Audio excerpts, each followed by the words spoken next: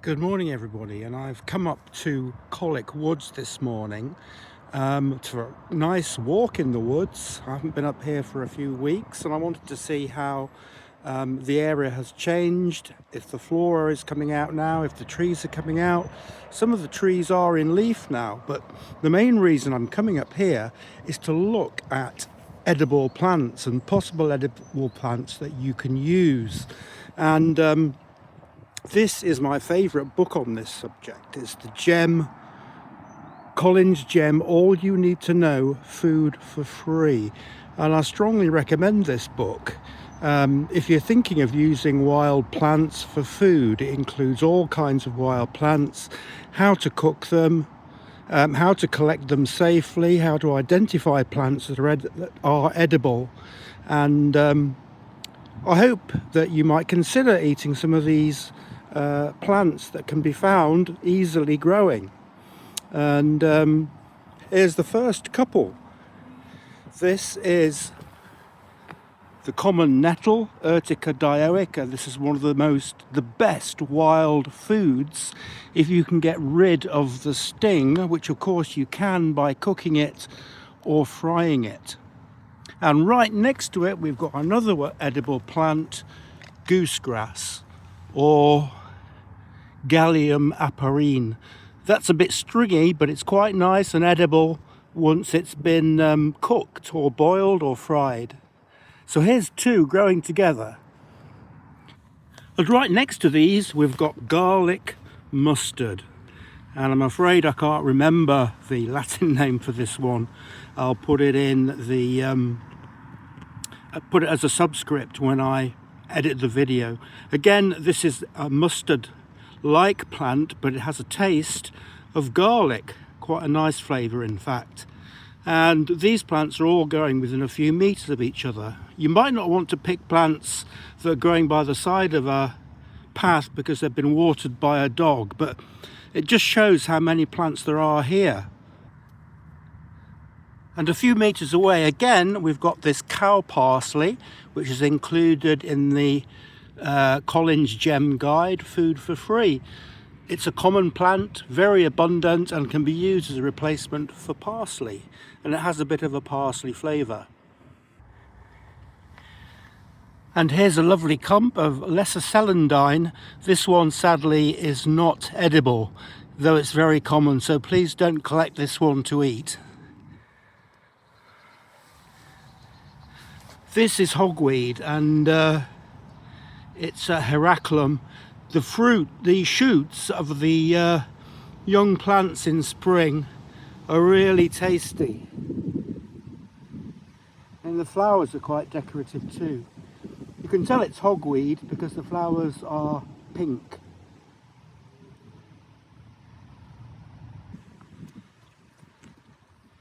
And I'm just coming into the woodland proper now, and we'll find some more plants up here, no doubt. Oh, there we've got another one. Another edible plant, the famous dandelion. And the leaves of the dandelion, the young leaves, are particularly good to eat, as are the roots, which can go down 18 inches. And again, be careful about picking plants that are close to the path, because they will have been watered by canines. And this path has been well trodden, and this wood is very popular. It's supposed to be an ancient woodland, but it doesn't really have any of the ancient woodland indicators other than bluebell. And I'm hoping there might be some early bluebells here today, and if there are, I'll film them. But it doesn't have things like ramsons or wood anemones here, sadly. Lots of mosses growing on stumps here. These look like isotheciums. Lots of mosses are growing on old logs. I'm just walking through here, and believe it or not, I've spotted some bluebells by that tree up there. You see them? I can. I'm going to go and see if I can film them a bit closer.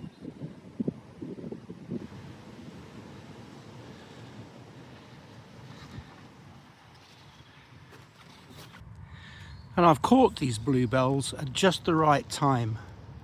They've just started to flower, and you can tell they're a genuinely wild bluebell because of the flower stem drooping to one side. You can see that here on these plants. Growing with lesser celandine and dog's mercury. Dog's mercury isn't a plant you'd want to eat, but there's plenty of cow parsley here and goosegrass, which are edible plants. And here's a tender shoot, a young shoot of hogweed, and this is the form of the plant which I would recommend that you cut and cook and fry it up or boil it up with butter.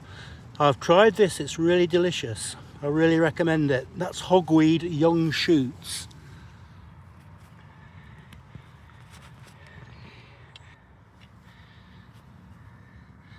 And there's a really good example of what I'm talking about.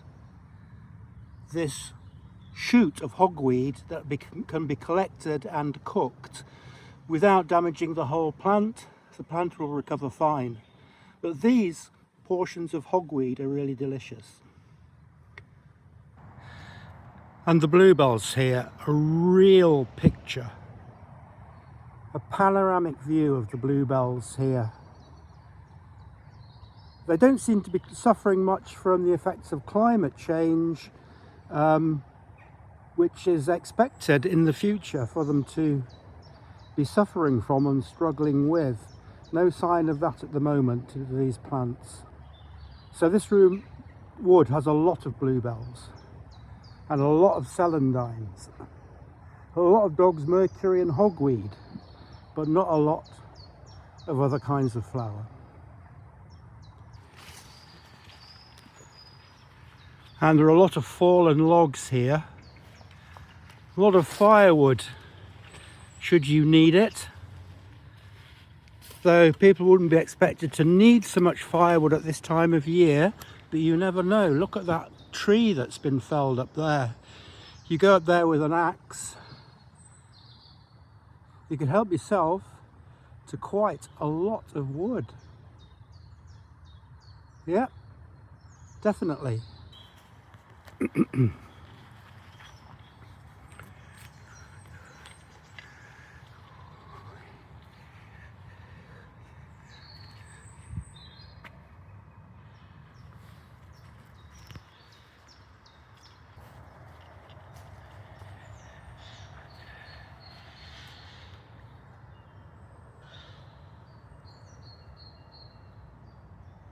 Lots of interesting bird calls here. I'm not sure what they are. They sound like shrieks. The only bird I can see is a pigeon, but I don't think it's that that's making the noise. We've got chiffchaffs here. You can hear all kinds of bird song.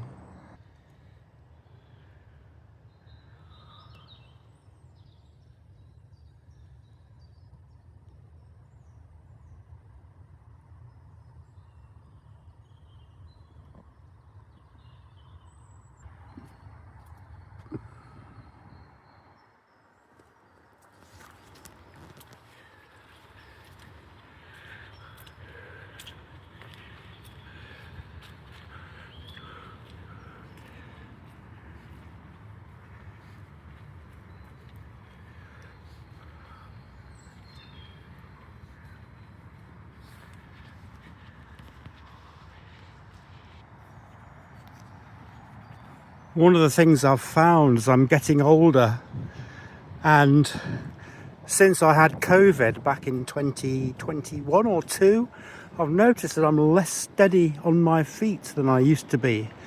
I find it difficult to walk on wet ground. I also find it difficult to get on and off and walk around in buses when they're moving. I think that could just be something to do with getting old. Now that I've come to my mid-60s, I suppose that's only to be expected. But I'm enjoying coming out. I'm enjoying looking at plants.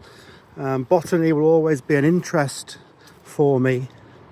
And the use of edible plants could be useful in the future, who knows when. And I'm trying to learn as much about that as possible. There's a few plants that in my book that I haven't come across yet on this walk. Hopefully we will do as we get to the end of the walk.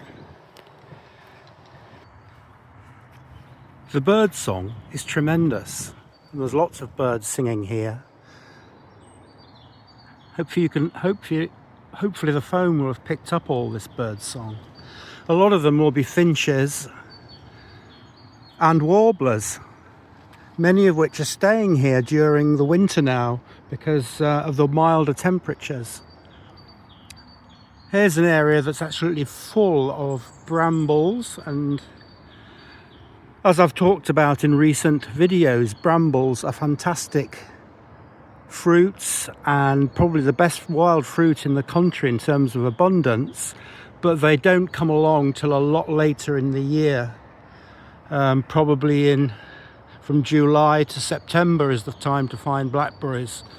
But there's a lot of them here, and they could be available to collect as fruit later in the season.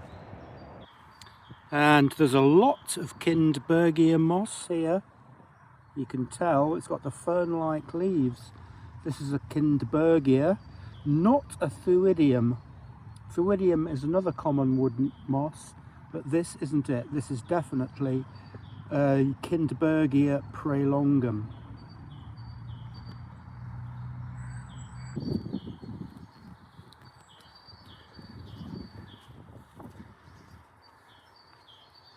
And this is a brilliant walk for taking you. Oh, there's a butterfly. That's, I think, one of the first butterflies I've seen this year. That's a large white, I think, or a small white. Hope to see a lot more. The common butterflies we tend to see around here are brimstones and orange tip butterflies. They seem to be quite common in this wood, or around this wood. I don't know why, but of course nettles are a great food plant for butterflies. And that's probably why they're attracted to this area. I'm coming to the end of the wood, and I'll go down the path, hopefully without slipping, and see what's on the way down. Thinking about it, I think the commonest birds around here that you can hear are tits. That's the song of the great tit. The teacher sound is definitely a great tit. Teacher. And we'll see what plants we can find down here. There's lots of docks on this path on the way down, and still celandines, which seem to be the most abundant, and they've invaded the whole area along with the dog's mercury. And I think that's probably why this wood isn't so biodiverse, is because it's been taken over by two main plants, dog's mercury and lesser celandine. And while these plants are nice to have, they prevent the biodiversity of the site from increasing. I suppose it's because they can tolerate the shade. Some of the other plants are less able to tolerate shade. And while we're on the path here, hopefully we might find some different plants. I know there are violets growing down here. Maybe there'll be some in bloom as we walk down.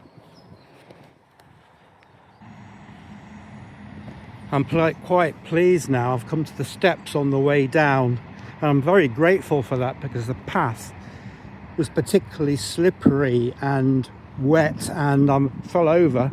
I almost fell over several times. I didn't actually fall over, but it felt like it, that I was going to go.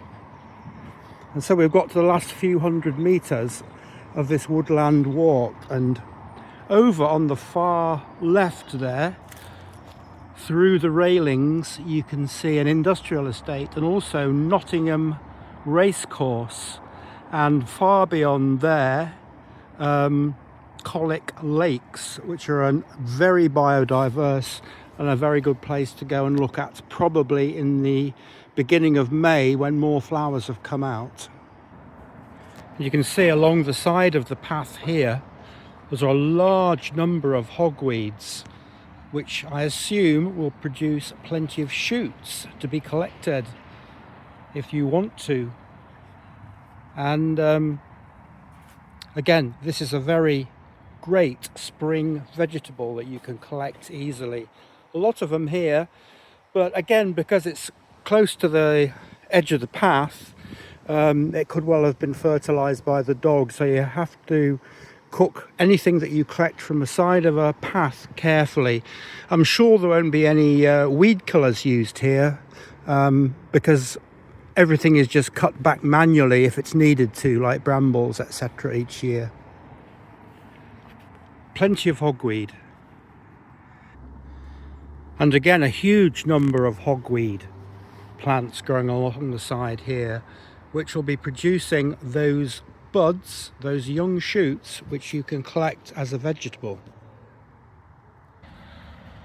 Red Line 44, a bus I often catch in Nottingham, and it's the main bus out to the Colic Woods from Nottingham city centre.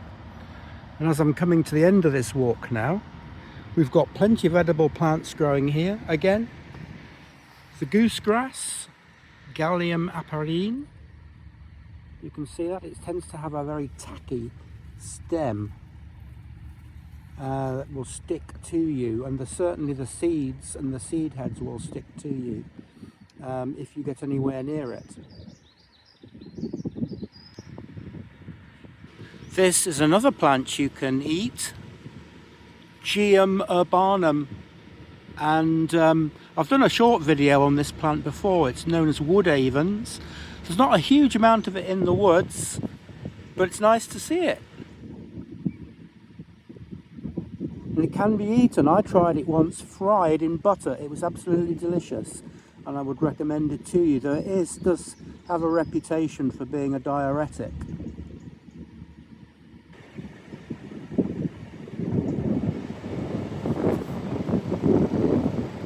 Good crop of dandelions here that you could harvest easily, that haven't been soiled.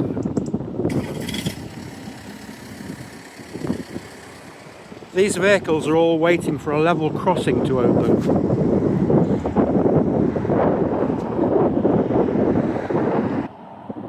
And here's another great plant to eat as a food, probably a survival food, but this is Lamium album, white dead nettle, and it's really common, and here's a good clump of it. You could collect quite a lot of young shoots from this, and it has the very distinctive clusters of white flowers.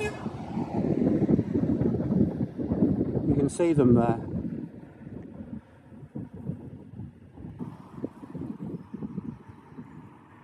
Very nice, beautiful plant with this hairy flower. Well, I want to thank everybody for watching this video. If you've got to the end, that is really, really good going. I don't really make videos longer than 5 or 6 minutes, and quite often only 2 minutes.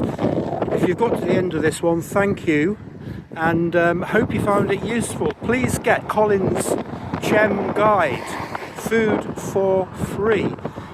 It's a fantastic book, very small, cheap, and got all the information you need for foraging locally. Thanks for watching. A dandelion lawn. Someone's got a good idea for growing their own salads, I think. Thanks for watching.